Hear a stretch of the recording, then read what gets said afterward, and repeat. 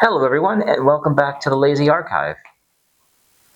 Recently, about a day ago, I got back from watching a movie that just released.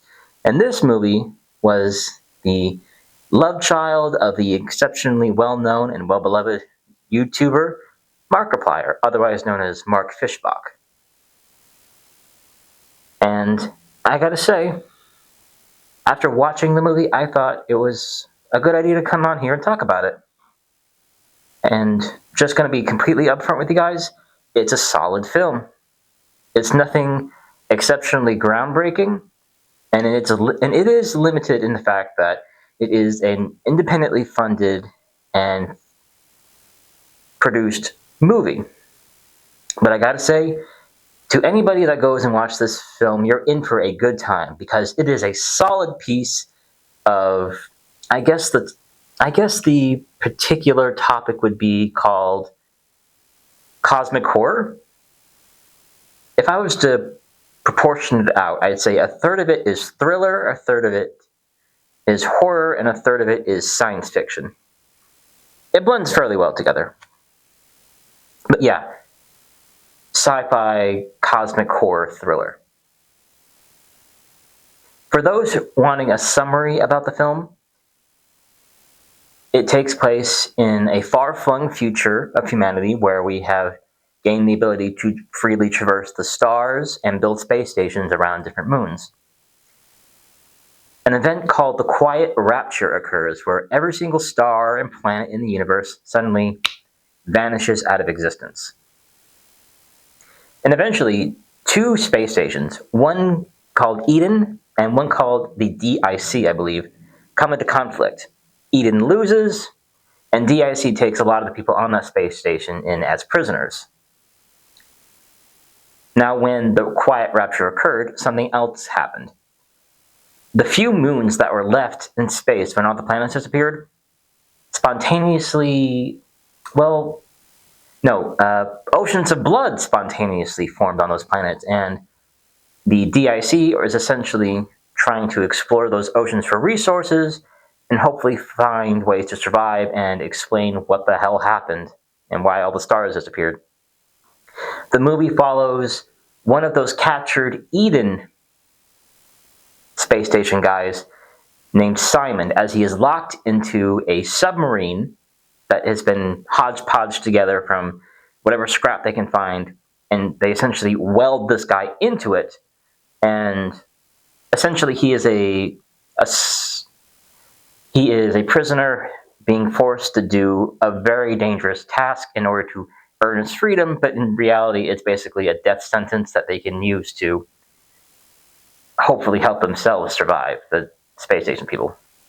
And we follow this guy's journey through this giant blood ocean on the moon as he succumbs to the mental stress of being locked in a giant metal coffin, essentially. And as he encounters really, really, really weird shit in this blood ocean. And I gotta say, about 2/3 of the film basically dealing with a thriller. The last quarter of the film, you get some solid monster horror, body horror, and eldritch abomination. What was the term? Shoot, I'm blanking on it. Eldritch horror.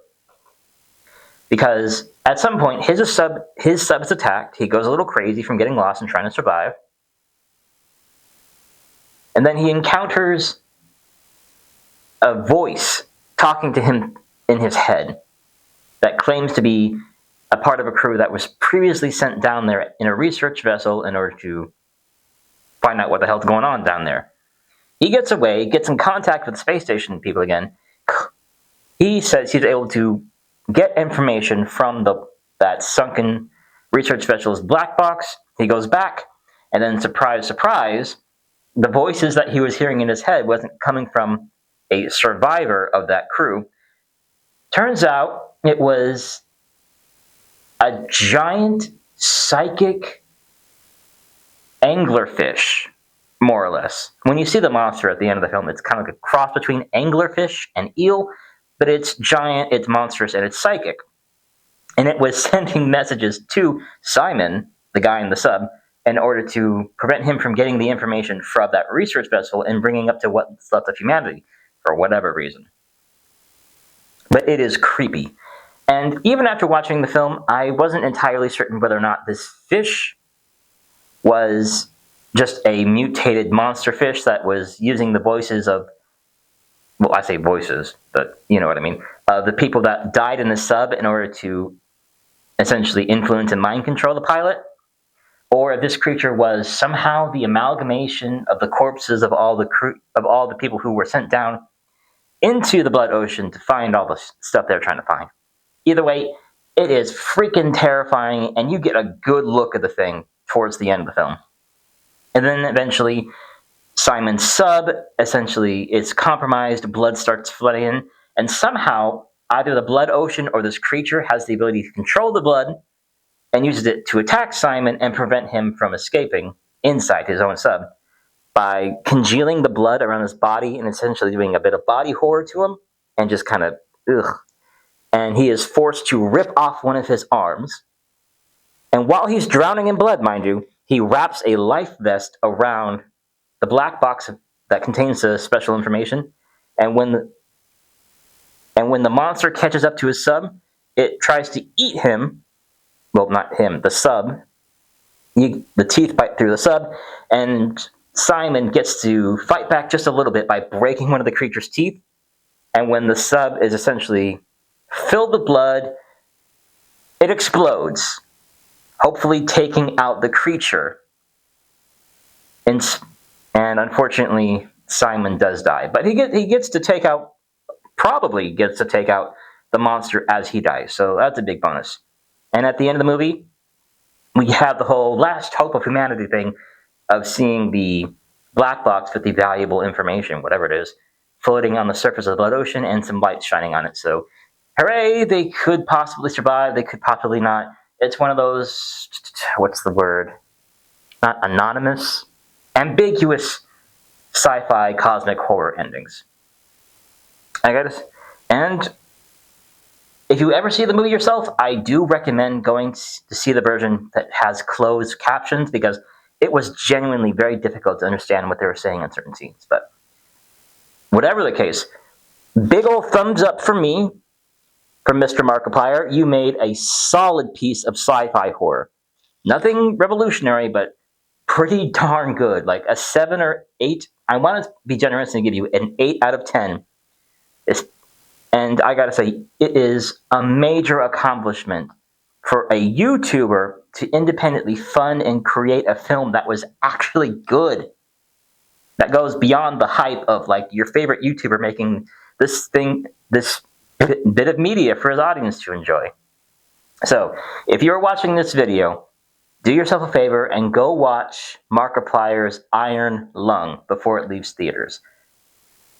And also, a big win for him is that this movie has been the #1 movie in America for a couple of days as of the recording of this video. It probably won't be in a couple more days, but it's amazing. And what's also crazy, he spent like $3.5 million. Dude has already made like $20 million back. Like, god dang, good for you, Mark. You deserve all the praise. You did such a good job. And I think I've said about all I want to say about Iron Lung. Anywho, as always, like, comment, and subscribe. Thank you ever so much for watching. Go watch Iron Lung, and I hope you have a good one. Bye now.